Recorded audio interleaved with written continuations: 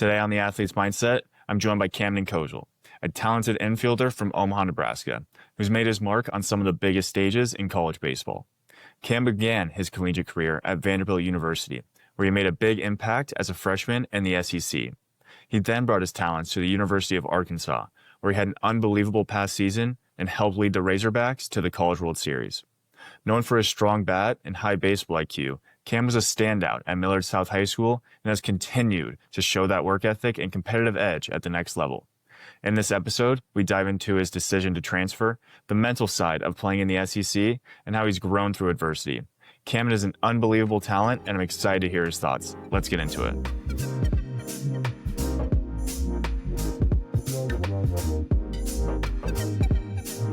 Cam, welcome to the podcast. How are you, man? Good. How are you? I'm excited to be here. Dude, I'm awesome. It's been so cool to see the success that you've had.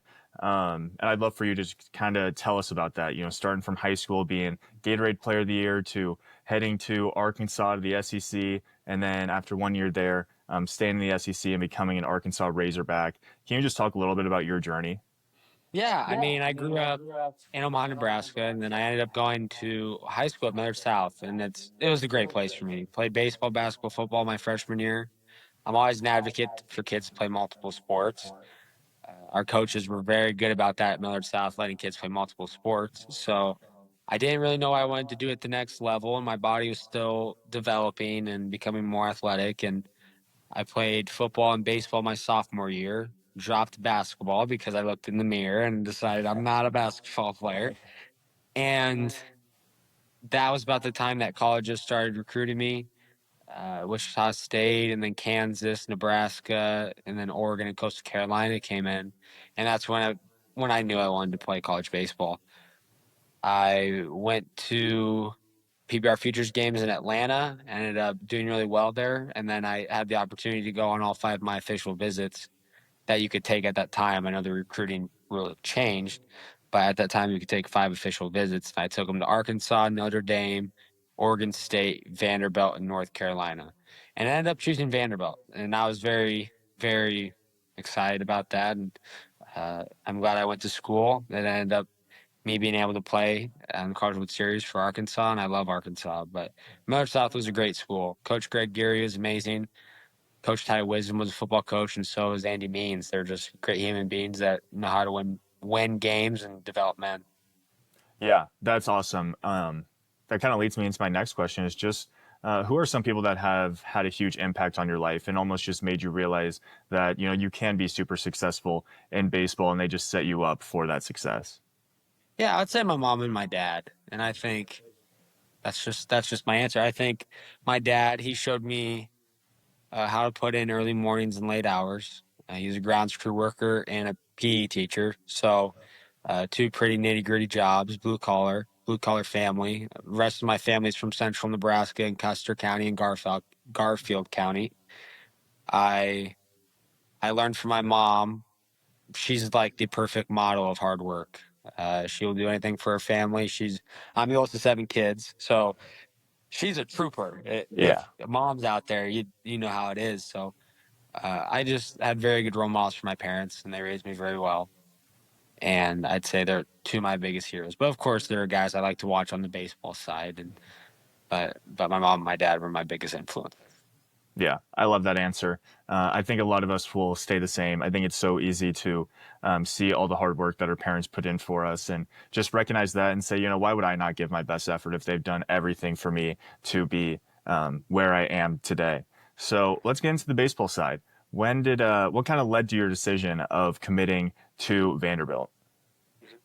Yeah, that would have been my sophomore year when I took all those visits, and I was very particular when I was on my visits. Me and my dad took a lot of notes. Every visit, we'd have a Google Doc, and anything that night or during the day on the visit that was just striking to us or something that was important, we just wrote it down.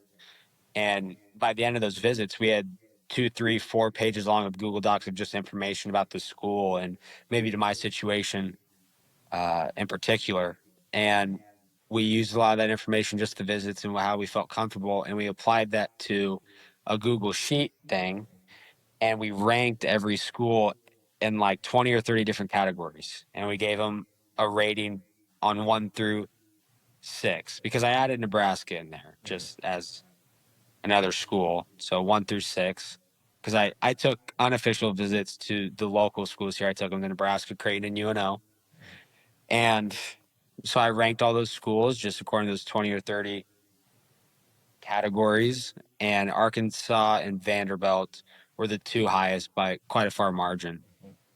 Vanderbilt was number one, and then Arkansas was number two, but just a little bit on pretty nitpicky things. But I felt very comfortable with Vanderbilt, and that's where I felt God was leading me to be. I felt like that's where my family wanted me to be, and I really liked Coach Corbin and the program he's made. Uh, so I felt comfortable going there. Nashville is an amazing city. Coach Baxter was a big reason of why I loved Vanderbilt. Coach Shoemaker was unbelievable too. He's the first base coach. Coach Baxter was the hitting coach, and I was excited to be a Commodore. And that freshman season was a lot of ups and downs for me personally, and even for the team as well. We had a good year, but maybe underperformed a little bit. But it was still a really good team, and we had a lot of fun playing with each other and for each other. Yeah, that's awesome. I think that's something that probably a lot of younger recruits should take into their own hands. It's just when you do go on these visits or you are looking at schools, is I love how you do it. Like I think you probably went over and beyond and when it came to, analyzing all that goes into each school. But I definitely think it's beneficial to kind of have exactly what you're looking for, the pros, the cons, and just match them up. So I love that. What are some things or big differences and adjustments between high school baseball here in Nebraska where you'll face some good players, some good talent, but then you go to the SEC and you got to perform as a freshman? What was the biggest adjustments to that? I think you're going to hear this across the board, but just the speed of the game. The way these colleges prepare and the way they practice and train, it's extremely fast. You get a lot done in a short amount of time, and then the games are just faster. It's just metrics. Like the balls are coming at you faster from the pitchers. People are running faster. People are hitting the ball harder, so you have less time to react on defense. It's just the game's faster. So for me, it was all about slowing the game down, and I think every kid will say that. I think that's kind of the constant answer. Is that the game just gets faster. And the way you can do that, you just got to control your breathing, control what you can control. Make sure you're having really good self-talk. Make sure your mind's right. Don't beat yourself up too much. You're at that time, you're an 18-year-old kid, 17, 18-year-old kid, and you're playing now against like 23, 24-year-olds sometimes, like literally. So you never beat yourself up. All you want to do is just be a sponge. I was just trying to be a sponge my freshman year, learn from older guys. I learned from the hitting coach, try and get into the program. As a freshman, you don't want to make too much noise. We'll put that in quotations, too much noise. And you don't want to not stick up for yourself and just be quiet all the time, but you want to just be a silent killer. You want to be quiet. You want to do your work the right way. You want to put in extra work. And so that'll propel you forward through your program that you'll just be a leader because guys will respect you. When they see you working hard, usually guys will respect you if you're going about things the right way. So you just want to kind of go about it like that. So my freshman year, I was just trying to be a sponge. Don't beat yourself up too much. Always make sure you're having good self-talk and just being a great teammate.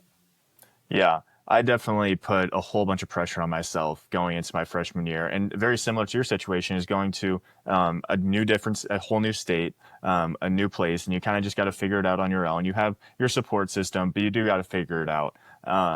And I think I just wanted everything to be perfect, and I put so much pressure on myself to be successful that when I didn't, I almost just dug myself a hole and was like, "What's wrong with me?" Not many positive self-talk thoughts. What are your kind of thoughts on that, and just like your self-talk in general?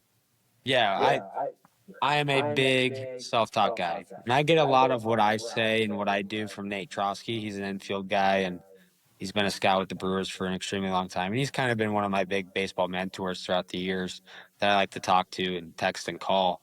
But it's all about training your mind. You got to get in the mind gym per se. We go to the gym to train our bodies, but you got to constantly throughout the day be telling yourself good things. And there's a difference between confidence and cockiness, but sometimes you want to flirt with that line as a baseball player. And I mean that as respectful as possible, but sometimes you got to flirt with that line because, I mean, if you think you're the best, you're right. If you think you're the worst, you're right. It's just how our brains work. So when you're walking around the house throughout the day, Like, you make every play. Man, I hit rockets. Like, you're just telling Yeah. yourself great things throughout the day. So then when it's game day or you're practicing, it's easy to still have that self-talk. Uh, you're always making plays and you're always hitting rockets. That's just how you want to be. Yeah, I think that's great advice. I actually had a conversation with Bryce Matthews, and he just talked about how your brain doesn't really know when you're joking or not. So, like, if you Yeah, tell yourself, like, I'm terrible, you strike out, like, I suck, and you just keep kind of feeding those thoughts, and maybe you don't really believe it when you, like, are thinking it, but over time, your brain's just going to be like, yep, this is what it is. We're not a good baseball player. And like you said, once you get in the box, you just got to think, like, I don't care who's on the mound. It could be prime Garrett Cole, like, I'm the best guy on this field right now. exactly. If you're an athlete, you know the little things make the biggest difference. That's why I trust Momentous for my daily performance and recovery. Their vital aminos help with muscle repair and energy, while their creatine packs are perfect for building strength and consistency without any of the guesswork. Whether you're in the gym, on the field, or chasing your personal goals, Momentous supplements keep you fueled to perform your best. If you want to take your training and recovery to the next level, check them out at momentous.com and use the code Athletesmindset for 15% off. That's Athletesmindset for 15% off at checkout. So I'm curious now, what were some of the biggest lessons that you learned from your time at Vanderbilt, and how have those kind of carried you into who you are now? Yeah, Coach Corbin's an amazing man at developing men. He takes a lot of pride in that.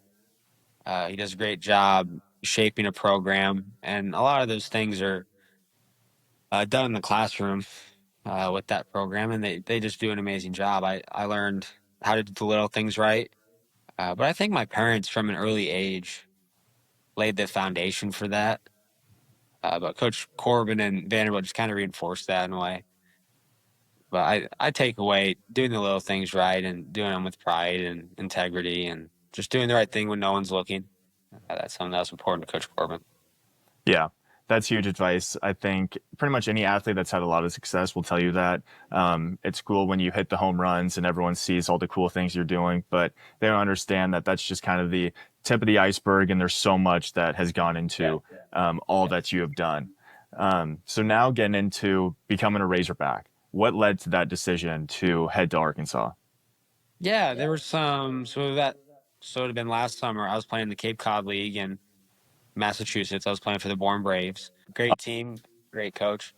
Um, but there were some sudden coaching changes at Vanderbilt. The hitting coach and assistant coach were fired, which were kind of weird. And then there were some kids brought in, and I just didn't really see where I fit in. And it took a lot. There was a lot of phone calls and prayers and just a lot of stuff going on at that time in my life. And I didn't enter the transfer portal until 11 p.m. on the last day that you could. So I had like less than an hour to go on the transfer portal, and I ended up putting my name in there. And it's kind of hard because in the moment you don't necessarily want to leave, but you just kind of have to trust God and His plan for you and where it's going to take you, and kind of just trust the people in the circle that you've built. And that's kind of what I allowed myself to do. And I ended up in Arkansas. I already had a very good relationship with Coach Thompson and Coach Van Horn. They're amazing people, great coaches. From taking an official out of high school to Arkansas, so I already knew them and I was comfortable with them, and it just seemed like the perfect fit. It was closer to home, so I had the ability for my family and grandparents and that sort of thing to come to watch a lot more games because it's an easier drive, 6 hours. It's an easier drive.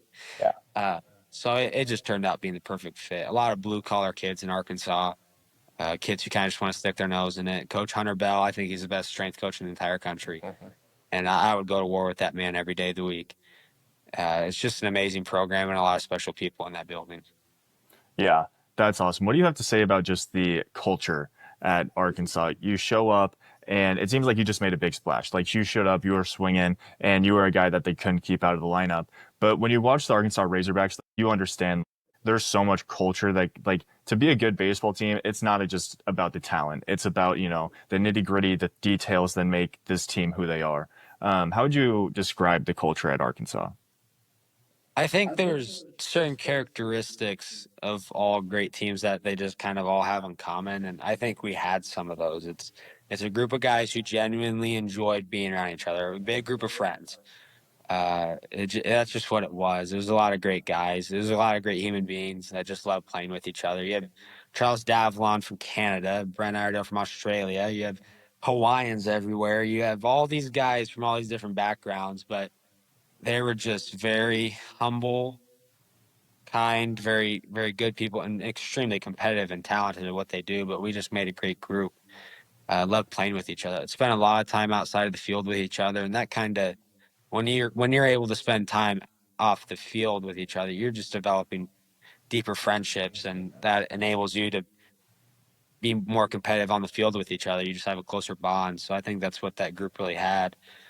Uh, and then again, really talented baseball players. You had Vihivo Lloyd, Golden Spikes Award winner, Ryder Helfrich, Team USA's catcher on the collegiate national team this year. Brent Iredale, Charles Davlin, first rounder, Gage Wood, first rounder, Zach Root, first rounder.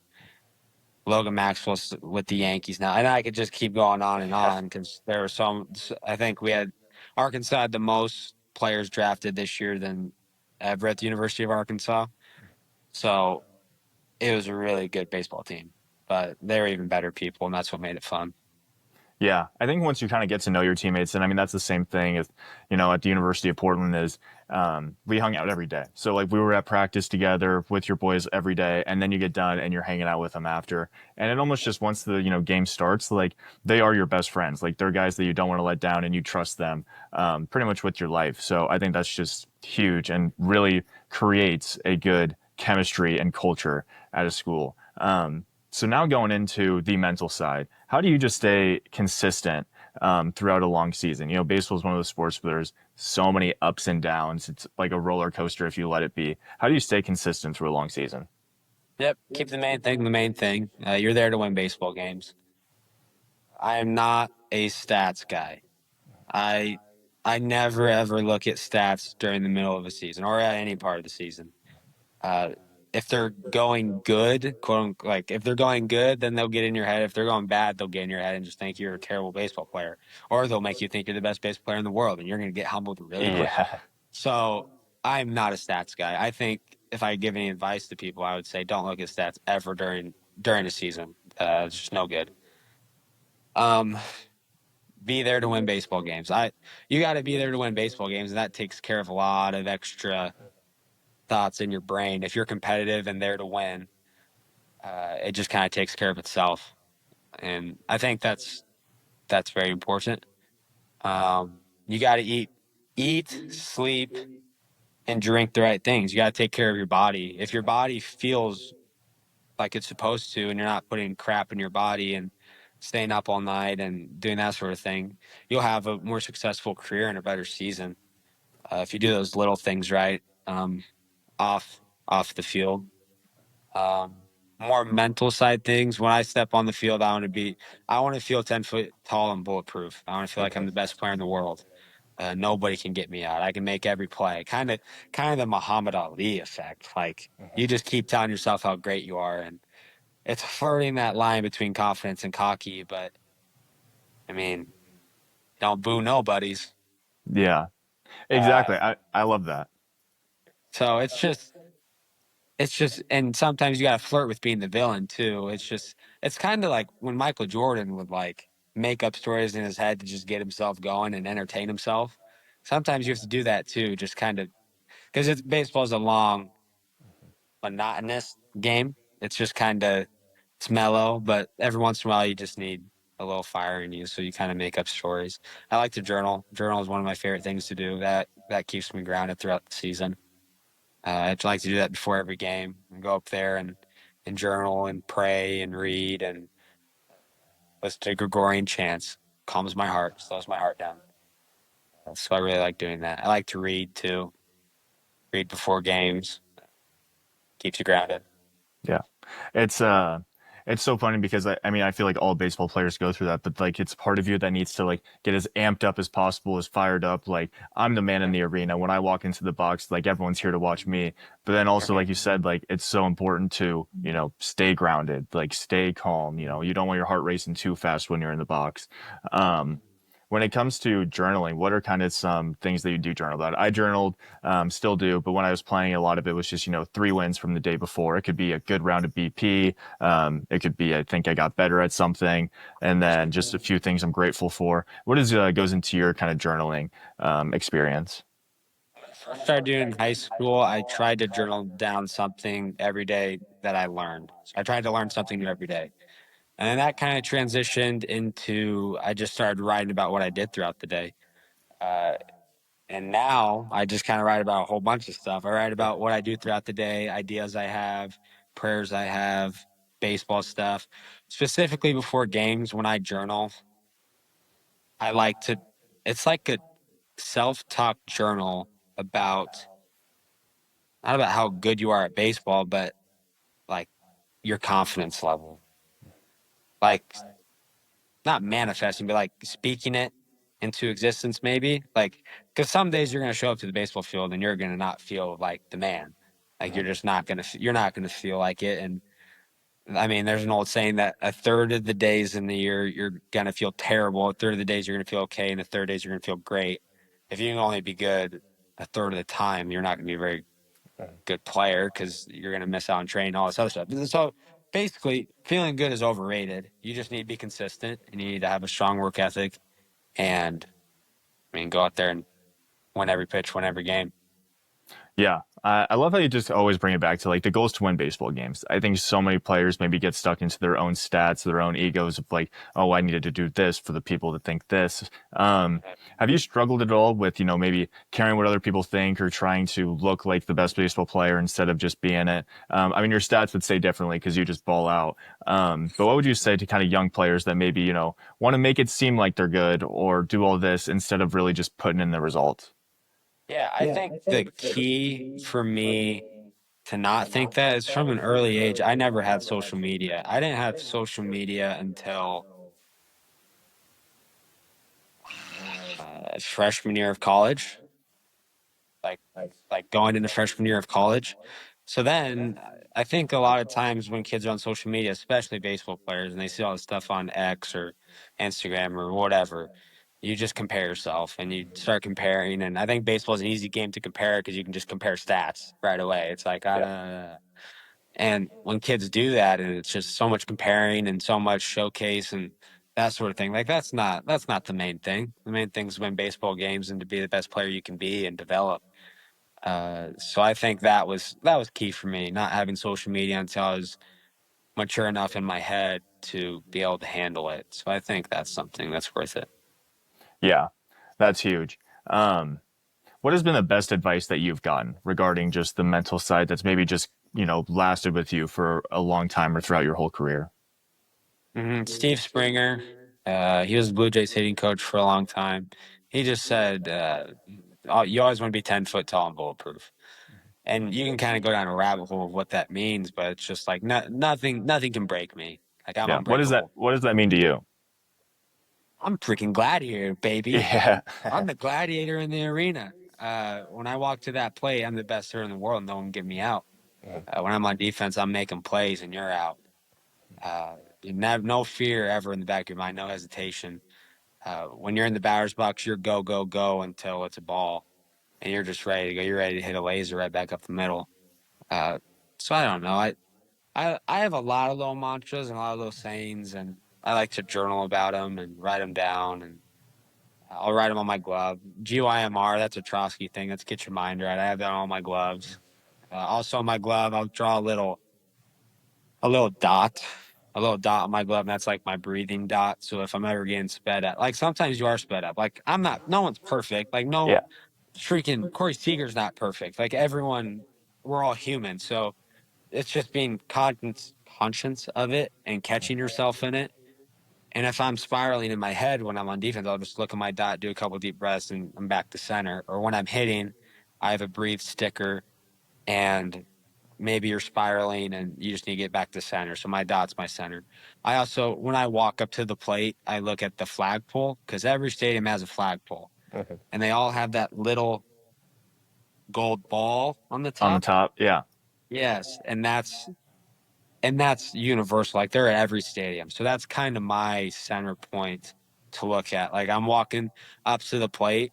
I always want to have like big posture and a big presence. And so when I look at the flagpole, I'm already like that. So I'm not looking down.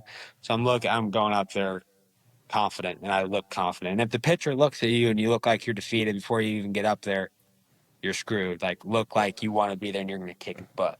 Yeah. So I like looking at the flagpole and taking deep breaths too. Yeah, that's super cool. And honestly, there's like a whole bunch of, I wouldn't know, don't, claim me as a scientist or anything, but I feel like there's a lot of research on just like how the broader you make yourself feel, like the more confident you really are. Like if you're walking to the plate all scrunched up, like you can't expect to have any success. And when I played, I had the Army Green goods, and on it, it said insanity. And so I would always like, I'd look at that right before I get in the box and just say, you're him, you're insane. And then just get in. And it was just like, there were times where like I could honestly like feel myself like not believing it. And I was like, hey, come on, like we believe this. And once you tell yourself things and you believe it every time, it's hard to knock a man down like that. Yes, I Uh, agree. That's um, few more questions, two more actually. What are some of your goals for the season when it comes to just personal goals? I know we don't want to, read into the stats, but what are maybe things that you want to improve on mentally and physically? yeah. This for me, it's always about getting faster. So this off season will be getting more explosive and getting faster. I think that's something this past year I did accomplish. I hit 20 miles an hour in game for the first time in my life. That's something I would never thought I would have done. And when you get quicker and twitchier and faster and more explosive, you become more powerful. You're a more powerful athlete.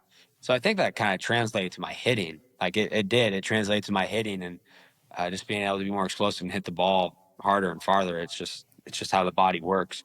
So I just want to improve upon that. I want to get faster. I want to get more twitchy. So you're getting faster, which is awesome anyway. But then you're being able to hit the ball harder. Uh, so that's something I'm trying to work on. And then walking more. I think that's a bad way of putting it, but that's how I'll put it. Like you don't want to ever go up to the plate like I'm trying to draw a walk. Like or maybe you do. I don't know. No, I'd I know like what you're to saying. I'd like Yeah. to walk more, but you don't walk more by trying to walk more. You walk more by just hitting the pitches that are crushable and not. Sometimes with guys who have good hand-eye coordination and can hit the ball kind of when they want to, because they can, uh, they'll just swing at stuff that they know they can hit because they know they can hit it, but it's not necessarily the best pitch you can hit. So working on that. Yeah, no, I think that's great. I mean, I totally understand what you're saying. You're kind of getting to swing mode. Like you get up there and you're like, my job up here is to get a hit. Like if a pitch is hittable for one me to, put in a gap or even just get a single out of, like, I'm going to go for it. Instead of like, all right, like, let me be a little bit more disciplined or maybe wait for my pitch. So early in the count, I'm not, going for that low and outside pitch. That's not really my pitch. So I totally get what you're saying. Um, Last question I ask every single guest. If you could go back and tell your younger self just one piece of advice about about the mental side of the game, what would it be? Just be yourself. And when you're able to just be yourself, it makes you more confident. And I think it makes your teammates just trust you more. And baseball's a team sport. Like, sure, you're up there at the box by yourself and you're on the bases by yourself, but you need your teammates to drive you in and get outs. So I think if it just be yourself, and you got to learn who you are first before you can be yourself. And I think that a lot of that just comes back to God and having your identity in God and Jesus Christ. So just be yourself as a kid.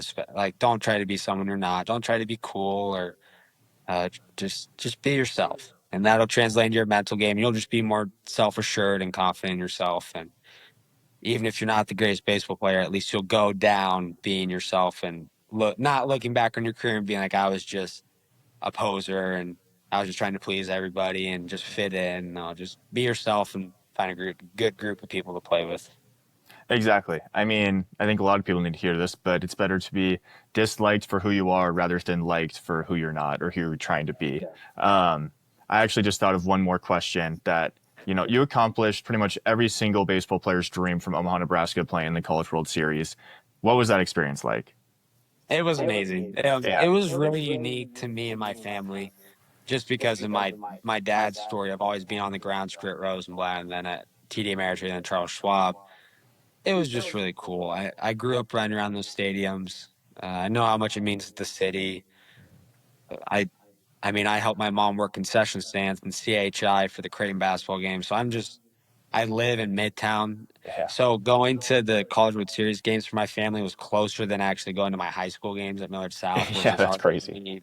So I don't know. It's just something I always dreamed of as a kid. And it was kind of weird playing in it because every year you were usually watching it during that time or that sort of thing. But wait, I'm playing in it this Yeah. year, which was really cool. And it was an experience I won't forget, but it will not be a once in a lifetime opportunity because we will be back there next year. So I love it. I'm ready to see the Omaha Hogs back there next year. Cam, I appreciate it, man. I appreciate you taking the time, and I think there's so many great takeaways from this episode. And I think a lot of young athletes who are aspiring to be in your position can take so much away from you. And I'm wishing you the best of luck this upcoming season.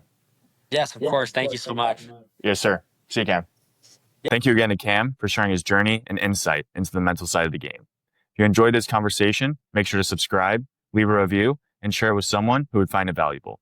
Thanks for tuning in and keep moving forward. Until next time.